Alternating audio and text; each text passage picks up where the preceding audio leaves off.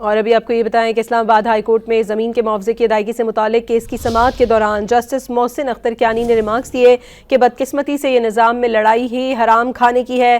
سرکاری دفاتر میں بیٹھے افسر تنخواہ بھی لیتے ہیں اور رشوت بھی لیتے ہیں۔ مزید انہوں نے کیا ریمارکس دیے، جان لیتے ہیں ڈان نیوز کے نمائندے طاہر نصیر سے۔ طاہر، اپڈیٹ کیجیے گا۔ زمین کے معاوضے کی ادائیگی سے متعلق اسلام آباد ہائی کورٹ کے جسٹس محسن اختر کیانی نے سماعت کی ہے۔ دوران سماعت جسٹس محسن اختر کیانی نے ریمارکس دیے ہیں کہ سی ڈی اپنا کام نہیں کر سکتا تو ایف آئی او کو بھیج دے۔ اداروں میں بدعنوانی ہوتی ہے، ویریفیکیشن کا تو کوئی طریقہ ہونا چاہیے۔